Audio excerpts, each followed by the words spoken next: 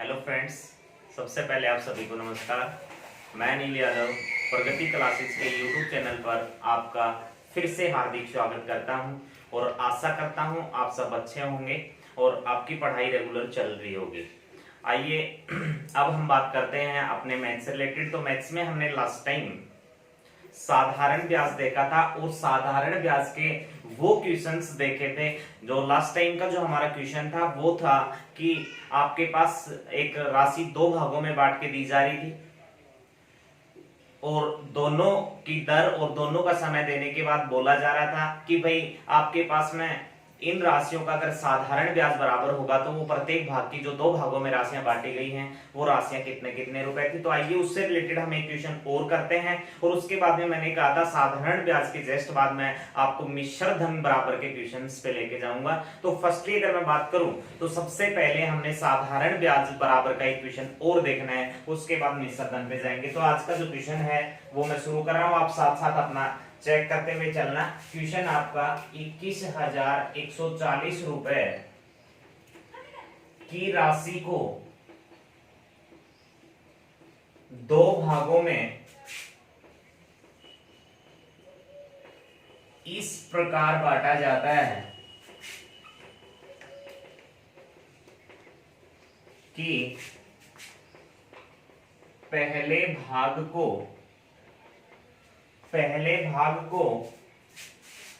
8% वार्षिक ब्याज दर से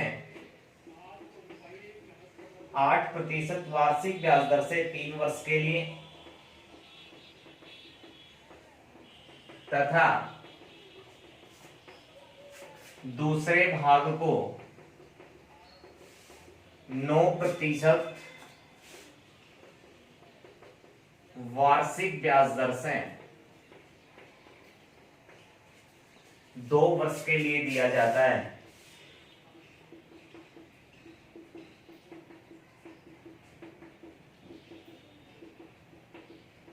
यदि दोनों भागों से प्राप्त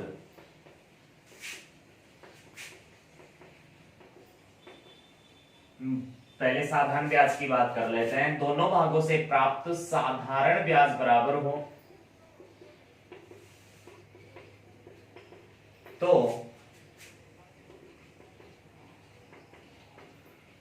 प्रत्येक भाग की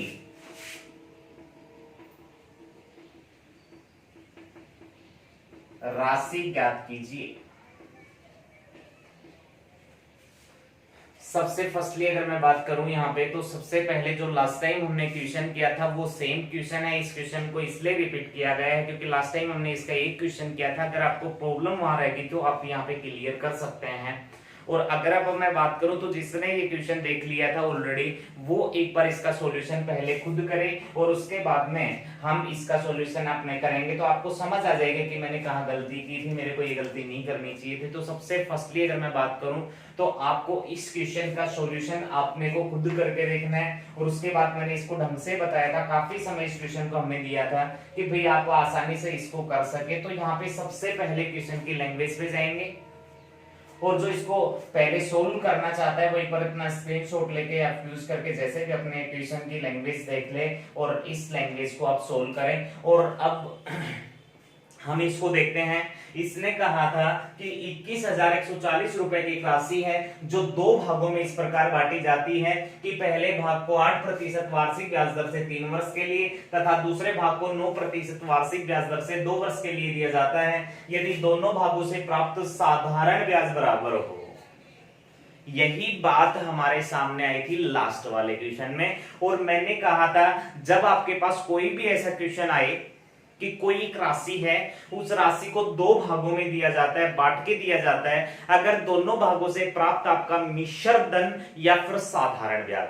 पहले हम बात कर रहे हैं साधारण ब्याज की। तो साधारण ब्याज अगर बराबर हो तो आपको क्या करना है, तो आपने मैंने बताया था कितने भागों में दी जाती है, दो भागों में। और जो राशि है दो भागों में बंटने वाली वो 2600 रुपए है। अब 2600 रुपए के दो भागों में इस प्रकार दिया गया कि पहले भाग को 8% वार्षिक दर से 3 वर्ष के लिए। तो मैंने कहा था अगर दर का और समय का गुना कर लिया जाता है तो वो किसके बराबर चला जाता है, ब्याज के बराबर, कि कितना % पैसा हमें ब्याज के रूप में मिलना है। और ये चीज मैंने आपको ढंग से बताई थी, हमने इस पे समय दिया था कि भाई साधारण ब्याज का फॉर्मूला होता है मूलधन गुना दर गुना समय। अगर दर और समय का गुना कर दिया जाता है, जैसे हमारे पास 5% दर से 2 वर्ष के लिए राशि दी जाती है, तो 5 और 2 का गुना करेंगे तो 10% पैसा होगा। 2 वर्ष में 10% पैसा हमें ब्याज के रूप में लेना है, तो मूलधन के इंटू दर मतलब दर और समय का गुना किया जाता है, तो वो उतना % पैसा ब्याज के रूप में आए वो निकल के आपके सामने आ जाता है।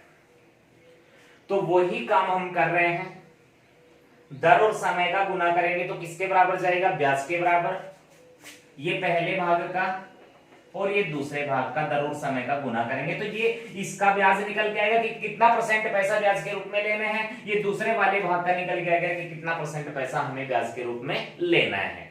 तो यहाँ पे हम देखें, पहले भाग को दिया जाता है 8% वार्षिक ब्याज दर से 3 वर्ष के लिए, दर 8, समय 3 वर्ष।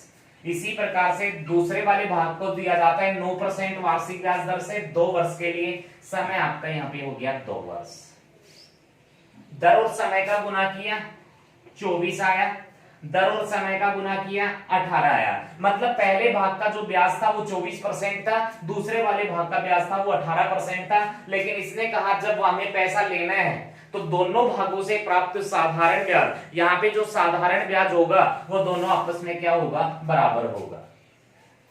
आप जो कट रहा है उसको काट सकते हैं, यहां से हम काटना चाहें तो 6 से 4 बार कट गया, 6 से 3 बार कट गया। अब ये वैल्यू आपके अनुपात में चली गई, हमने इनका इंटरचेंज कर दिया क्योंकि दोनों भागों से प्राप्त है, तो 3:4 के अनुपात में आपके पास ये दोनों भाग आते हैं। ये पहले भाग से जो राशि प्राप्त हुई अनुपात के रूप में वो है, ये दूसरे वाले भाग की जो अनुपात राशि है। तो पहला भाग हम निकालें तो पहले भाग का अनुपात है 3/,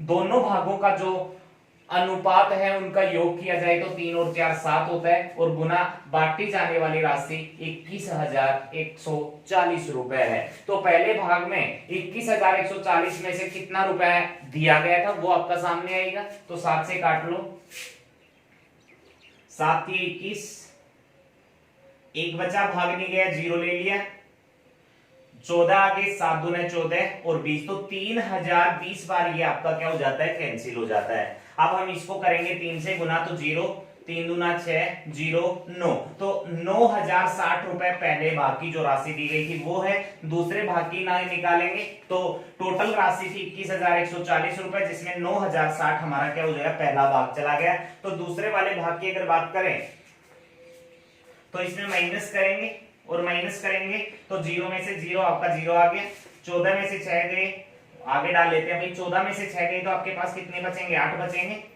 10 आपके पास क्या बन गया, यहाँ पे 0 भाई, यहाँ पे आपके पास क्या आ गया 0 और यहाँ पे कितना आ गया 2, तो 12,080 आपके पास बच जाता है। तो पहले बाकी जो राशि दी गई थी वो 9,060 रुपए थी, दूसरे भाग की जो राशि दी गई थी वो 12,000 कितना था, 80 रुपए था। अब यहाँ पे ये दोनों भाग आपके क्या आ जाते हैं, आंसर आ जाते हैं। आपसे बोला प्रत्येक भाग की राशि बताइए, तो प्रत्येक भाग की राशि की बात करें तो प्रत्येक भाग की राशि आपका पहला भाग 9,060, दूसरा 12,080, दोनों ऑप्शन में मिलेंगे, वो आपके आंसर हो जाएंगे। तो ये वाली बात आपको समझ आ गई होगी। जब साधारण ब्याज बराबर की बात करें, राशि 2 भागों में बांट के दें तो हमने कुछ खास नहीं करना है, अपने को ध्यान देना है जब साधारण ब्याज बराबर हो और 2 भागों में राशि बटी हो, पहले भाग को और दूसरे भाग को हमने यहाँ पे डाल दिया, पहले भाग की दर, दूसरे भाग का, पहले भाग का समय, दूसरे भाग की दर, दूसरे भाग का समय, दोनों का गुना करेंगे तो ये ब्याज के बराबर चला जाएगा कि कितना % पैसा ब्याज के रूप में मिलने वाला है। 8 ये 24% पैसा ब्याज के रूप में, 9 दूना 18% पैसा ब्याज के रूप में। ये ब्याज और ये ब्याज इसने खुद बताया दोनों आपस में बराबर होने चाहिए। अब दोनों बराबर की दोनों कटते, हमने काट ले, 4 और 3 से अनुपात में ले लिया, इन दोनों का इंटरचेंज हमने करवाया तो 3 अनुपात कितना हो गया, 4। ये इंटरचेंज करना नहीं भूलना है। पहला भाग लिया 3, दोनों भागे के अनुपातों का योग लिया 7, कितनी राशि में से अनुपात है, 21,140 में से अनुपात है। हमने काट दिया तो 9060 आया। अब यहाँ पे 21140 में से 9060 माइनस करेंगे तो 12080। ये बात आपको समझ आ गई होगी क्योंकि ऑलरेडी हम इसका इक्वेशन पहले कर चुके थे। मैंने एक क्वेश्चन इसलिए दिया ताकि आपकी प्रैक्टिस इस पे हो जाए। अब मैं क्वेश्चन एक और डालूंगा। क्वेश्चन ऐसा ही है बट यहाँ पे साधारण ब्याज की बजाय मिश्र धन बराबर करेगा। ध्यान देना अगले क्वेश्चन पे। प्रैक्टिस रखना भाई, प्रैक्टिस अगर छोड़ दोगे तो फिर आपको प्रॉब्लम हो सकती है, क्योंकि अगर प्रैक्टिस साथ साथ रखेंगे तो हमें कहीं किसी प्रकार की प्रॉब्लम यहाँ पे नहीं होगी। इसने कहा 5200 रुपए की राशि को 2 भागों में इस प्रकार बांटा जाता है कि पहले भाग को 10% वार्षिक ब्याज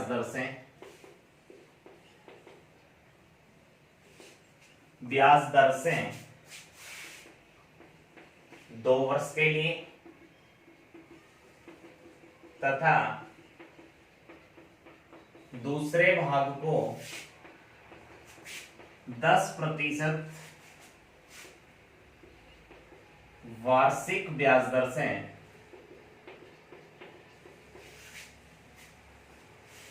4 वर्ष के लिए दिया जाता है।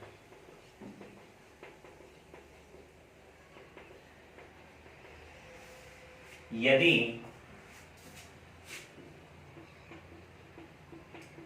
दोनों भागों से प्राप्त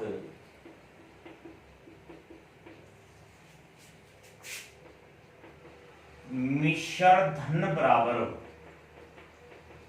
दोनों भागों से प्राप्त मिश्र धन बराबर हो तो प्रत्येक भाग की राशि ज्ञात कीजिए।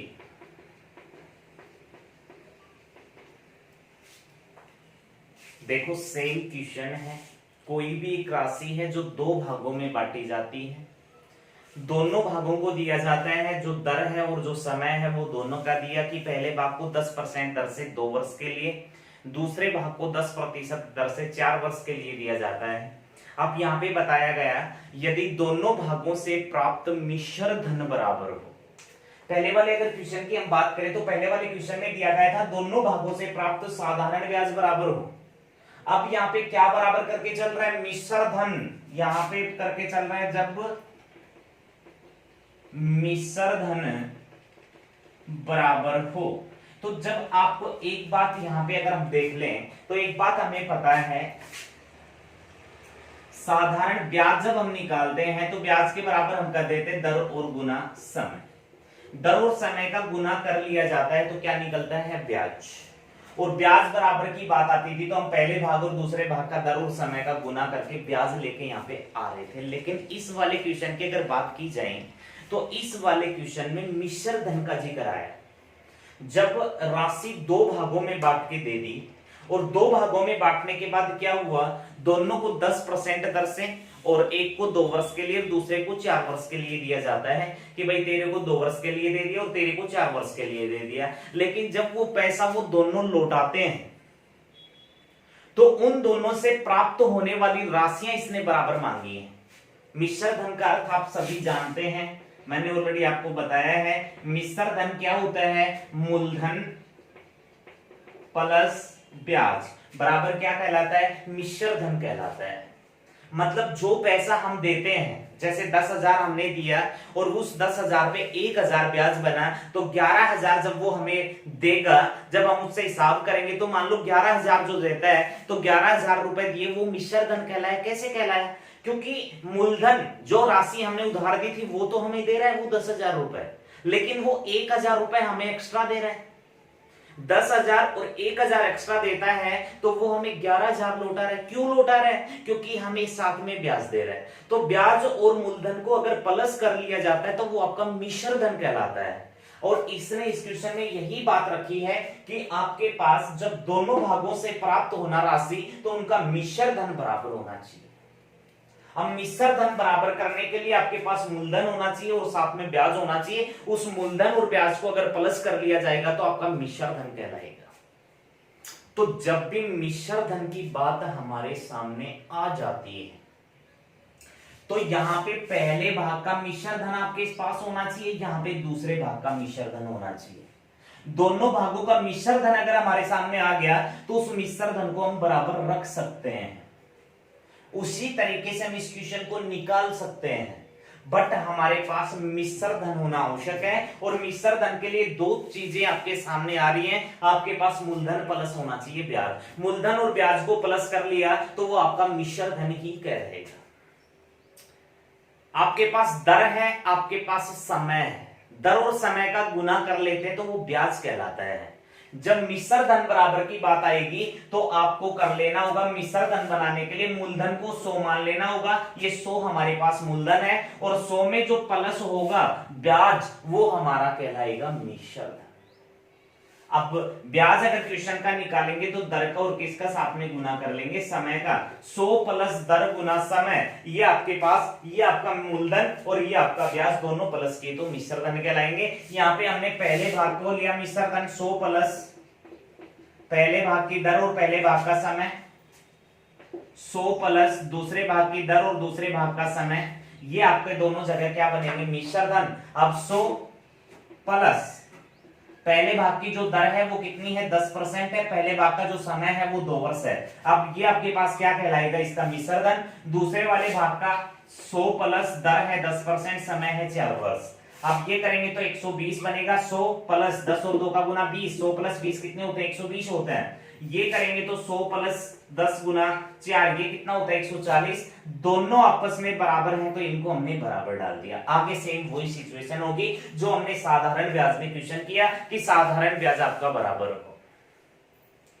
यहां तक की बात समझनी है। केवल जब साधारण ब्याज बराबर आ रहा था तो हम केवल दर और समय का गुना करते थे और उनको आपस में बराबर रख देते थे, क्योंकि वहां पे ब्याज बराबर की बात सामने आई थी। लेकिन जब क्वेश्चन में मिश्र धन बराबर की बात सामने आई तो हमने 100 प्लस दर गुना समय कर लेना है। 100 प्लस दर गुना समय हमें कर लेना है। अब 100 प्लस दर आपकी 10% थी, समय आपका 2 वर्ष था पहले वाले भाग में। दूसरे वाले भाग में दर आपकी 10% थी, समय आपका कितना था, 4 वर्ष था। अब ये आपका 120 आ गया और ये आपका कितना आ गया, 140। हमने बराबर इसलिए रखा क्योंकि दोनों भागों से प्राप्त जो मिश्र धन था वो मिश्र धन आपका क्या होना चाहिए था, बराबर होना चाहिए था। अब ये देखो कट रहा है, 0 से 0 आपका कैंसिल हो गया। 12 और 14 अगर काटना चाहिए तो ये भी आपके कट जाते हैं। 2 से हम इसको 6 बार कैंसिल कर लें, 2 से हम इसको 7 बार कैंसिल कर लें। अब इसके बाद में जो वैल्यू आते हैं अनुपात में चले गए, इनका इंटरचेंज कर ले। ये 7 हो गया और ये कितना हो गया, 6 हो गया। अब यहाँ पे देखो हम निकालें तो पहले भाग की राशि निकालेंगे। पहले भाग पे जो राशि दी गई थी वो कितनी थी, पहले भाग की जो राशि दी गई उस राशि का जो अनुपात है वो कितना है, 7 है। ये 7 हो गया। दोनों भागों के जो अनुपात हैं वो 7 और 6 हैं। 7 और 6 दोनों को प्लस किया जाए तो कितना होता है, 13। ये हमने 13 नीचे डाल दिया, इनटू जो राशि दी गई थी वो राशि टोटल कितनी थी, 5200 रुपए। ये आपका 5200 रुपए हो गया। 13 से काट दिया 4 बार, 7 और 4 का गुना किया जाए तो पहले भाग की जो राशि दी जाती है वो 2800 रुपए दी जाती है। अब बात आई दूसरे भाग की। अब दूसरा भाग निकालना चाहिए तो आपके सामने है, या तो आप 5200 में से 2800 कम कर लो या फिर आप सीधा भी कर लोगे कि भाई 6 और 4 24, आप सीधा ही कर लो। टोटल राशि कितनी थी, 5200। 5200 में से पहला भाग दिया गया था 2800 रुपए, तो दूसरा भाग आपका कितना बच जाता है, 2400 रुपए। तो पहले भाग की जो राशि थी वो 2800 रुपए थी और दूसरे भाग की जो राशि थी वो कितनी थी, 2400 रुपए थी। ये बात आपके समझ आनी चाहिए, कोई ज्यादा इसमें फर्क नहीं है। वो ही साधारण ब्याज बराबर से रिलेटेड क्वेश्चन यहाँ पे दिया गया क्योंकि यहाँ पे मिश्र धन बराबर है। मिश्र धन बराबर होगा 100 प्लस दर गुना समय, 100 प्लस दर गुना समय, पहला भाग दूसरा भाग। वैल्यू 100 हमारे सामने है, प्लस दर हमारी 10% पहले भाग की, पहले भाग का समय 2 वर्ष था। 100 हमारे सामने है, प्लस पहले भाग की जो दूसरे भाग की दर है वो 10% थी, दूसरे भाग का समय 4 वर्ष है।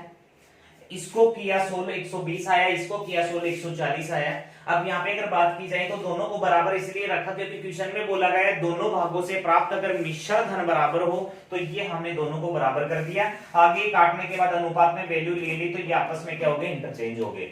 ये आपके पास 7 है, ये आपके पास 6 यहाँ पे चला गया। अब पहला भाग निकाला जो कितना है 7 है, दोनों भागों के अनुपातों का योग किया जो 13 है।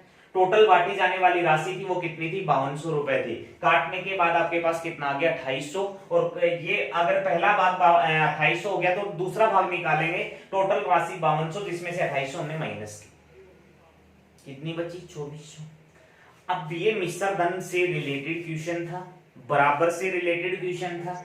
अब इसके बाद एक और क्वेश्चन बनता है जो काफी बार एग्जाम्स में पूछा भी गया है, और वो क्वेश्चन है जो मिश्र धन से रिलेटेड है और मिश्र धन बराबर से रिलेटेड है, लेकिन उसमें थोड़ा समय की आपको प्रॉब्लम आ सकती है, इसलिए इससे जस्ट अगला क्वेश्चन आप और देखिए।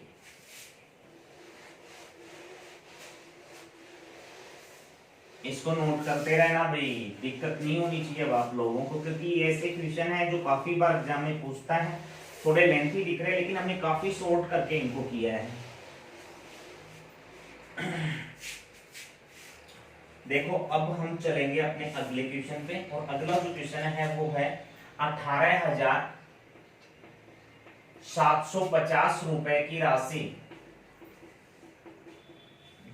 राशि एक पिता के द्वारा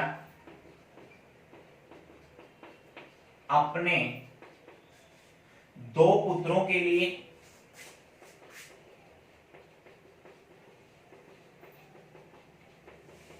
जिनकी उम्र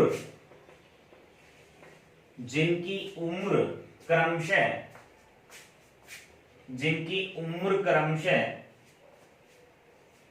12 वर्ष तथा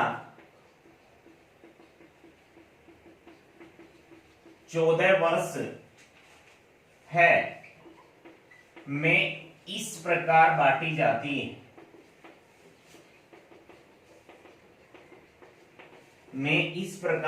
जाती है कि दोनों भागों से प्राप्त मिश्र धन बराबर हो।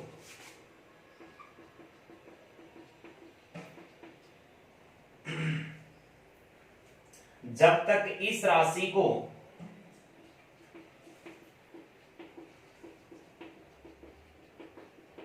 5% वार्षिक ब्याज दर से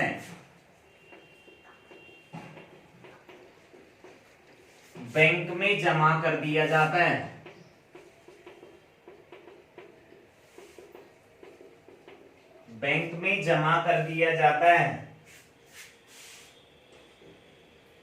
तो प्रत्येक की राशि ज्ञात कीजिए।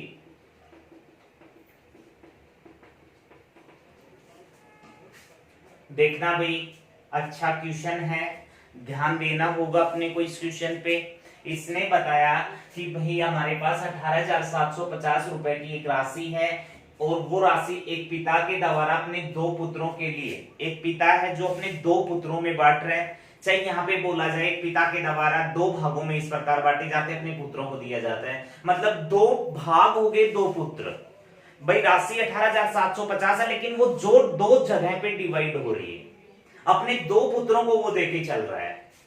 2 पुत्रों के लिए जिनकी उम्र क्रम से 12 वर्ष तथा 14 वर्ष है, अपने 2 पुत्रों में बांटता है जिनकी उम्र एक की 12 वर्ष है और दूसरे की उम्र कितनी है 14 वर्ष है, में इस प्रकार बांटी जाती है दोनों भागों से प्राप्त मिश्र धन बराबर हो। अब बात सामने आई, मिश्र धन बराबर हो, इसका मतलब जो 2 बेटे हैं उसके, जो 2 उसके पुत्र हैं, उन 2 पुत्रों में वो उस राशि को बांट देता है, और इस राशि को इस अकॉर्डिंग बांटता है किस राशि को ब्याज पे रखा जाएगा, और जब तक रखा जाएगा जब तक इन दोनों भागों से प्राप्त मिश्र धन बराबर न हो जाए। और जब बात आती है किसकी, उम्र से रिलेटेड, जब आपको उम्र दे दी जाती है, यहां पे 12 वर्ष और 14 वर्ष उम्र दी गई है, और इन दोनों को पैसा बैंक में जमा कर दिया, और तब जमा किया जब एक 12 साल का था और एक 14 साल का था।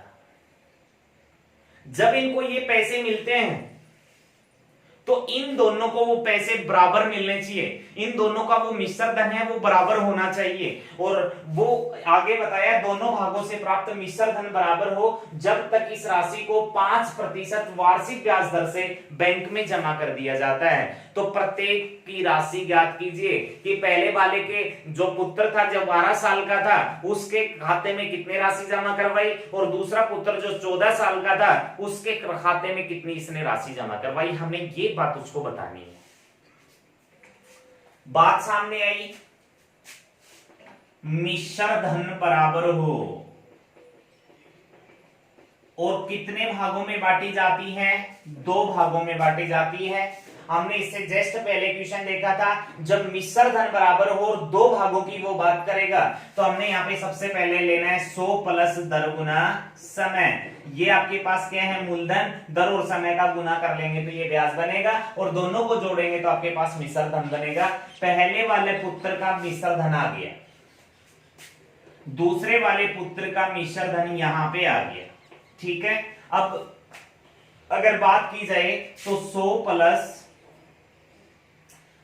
दोनों की जो ब्याज दर थी वो सेम थी, बैंक में जमा करा रहे हैं, कितनी दर है 5%। अब पहले वाले पुत्र का समय, पहले वाले पुत्र की उम्र 12 साल है, अब आप समय यहाँ पे 12 वर्ष नहीं कर सकते हैं क्योंकि ये 12 वर्ष समय नहीं दिया गया कि 12 वर्ष और 14 वर्ष के लिए राशियां जमा की जाती हैं। यहाँ पे पहले वाले पुत्र की उम्र 12 वर्ष बताई गई है और दूसरे वाले पुत्र की उम्र 14 वर्ष बताई गई है।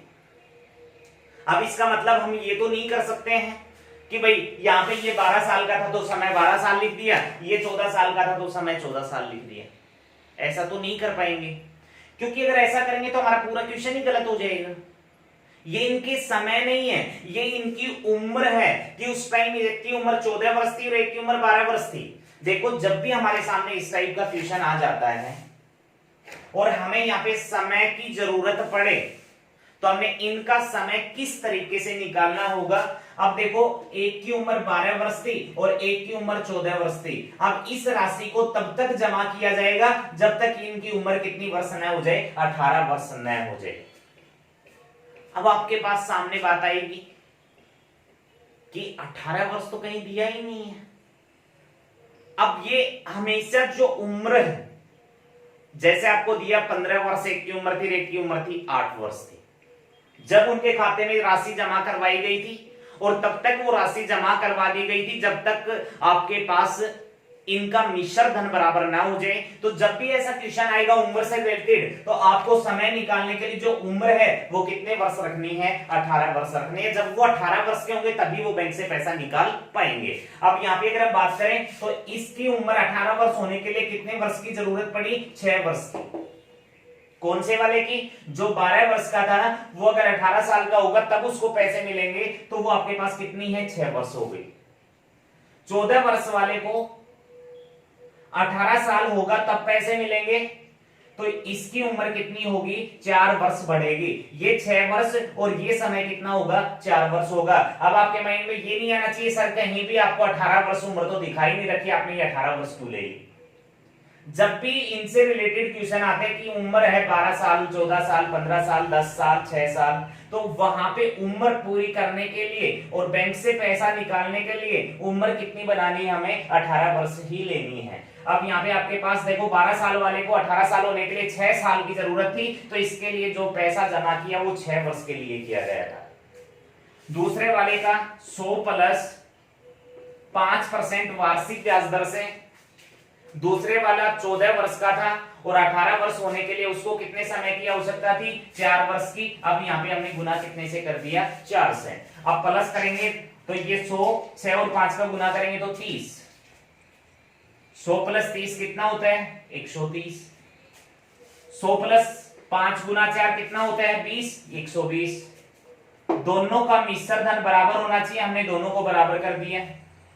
0 से 0 कैंसिल होगा, 13 और 12 नहीं कटते तो हमने इसका इंटरचेंज कर लिया। ये 12 हो गया और ये 13 हो गया, दोनों किस में चले गए, अनुपात में चले गए।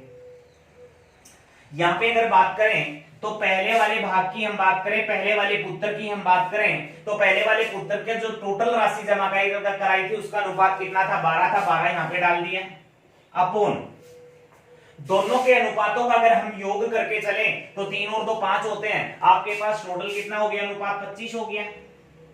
राशि जमा करवाई थी 18,750 टोटल दोनों के, तो 18,750 रुपए में से जो पहले वाला पुत्र था उसके हिस्से में कितनी आई थी, कितनी राशि उसकी जमा करवाई थी, यहां पे ले लेंगे हम। 25 से काटना शुरू किया, 25 7 कितने होते हैं, 175 होते हैं। 175 यहाँ पे माइनस करेंगे तो आपके पास कितना बचेगा भाई, 125 मतलब 12 बचेगा, 125 बन गया, 25 5 125 होते हैं और ये कितना हो गया, 0 हो गया। अब ये गुना करेंगे तो 0, 12 और 5 का गुना किया तो 60 होता है, 6 बच गया। अब 12 और 7 84, 84 और 6 कितने होते हैं, 90। पहले वाले पुत्र के हिस्से में 9,000 रुपए जमा करवाए गए थे, तो दूसरे वाले के हिस्से में कितने रुपए जमा करवाए, टोटल थे 18,750, जिसमें से 9,000 पहले वाले पुत्र के हिस्से में चले गए, तो दूसरे वाले पुत्र के कितने बचेंगे, 9,750 रुपए। तो ये दोनों पुत्रों के हिस्से में राशि जमा करवाई गई, पहले वाले के हिस्से में 9,000, तो दूसरे वाले के हिस्से में 9,750 रुपए। यही आपका आंसर होगा। ठीक है, जब भी ऐसा क्वेश्चन आता है जो उम्र से रिलेटेड होता है कि एक को 12 वर्ष के लिए दिया, एक को 14 वर्ष के लिए दिया, जब भी ऐसी बातें हमारे सामने आती हैं तो हमने इस तरीके से इस क्वेश्चन का सॉल्यूशन करके और इसको आंसर बता देना है। तो इसमें आपकी यहाँ पे गलती नहीं होनी चाहिए। इस वाले क्वेश्चन में आपने साधारण ब्याज बराबर से रिलेटेड भी बात की और मिश्र धन से रिलेटेड बात की। यहाँ पे मिश्र धन से रिलेटेड हमने 2 क्वेश्चंस देखे हैं, और इन 2 क्वेश्चंस की बात करें तो ये 2 क्वेश्चन हमने इसलिए देखे कि पहले वाले क्वेश्चन के अंदर दर और समय था जो पूरा दिया गया था, लेकिन दूसरे वाले क्वेश्चन इसकी हम बात करें तो यहाँ पे समय से रिलेटेड हमें कुछ दिक्कत आ रही थी, इसलिए मैंने इस समय से रिलेटेड दिक्कत आपकी दूर कर दी है। जब भी ये उम्र देके चलता है तो इन क्वेश्चंस के अंदर मैंने बताया जब तक वो 18 वर्ष के नहीं हो जाते हैं तब तक इन राशियों को आपस में जमा करना है। तो यहाँ पे इसकी उम्र कितने वर्ष होने वाली थी, 18 होने के लिए 6 वर्ष की आवश्यकता थी, और इसको 18 होने के लिए कितने वर्ष की आवश्यकता थी, 4 वर्ष की आवश्यकता थी। तो यहाँ पे 6 वर्ष और ये 4 वर्ष हमने इनका अलग अलग समय लिया। तो यहाँ पे हमने साधारण ब्याज और मिश्र धन से रिलेटेड क्वेश्चंस देखे हैं। ठीक है, इनके लिए आप प्रैक्टिस करेंगे। आगे हमारा अगला पार्ट है जो हम अगली वीडियो में लेके आएंगे। और तो आज के लिए आप सभी का धन्यवाद।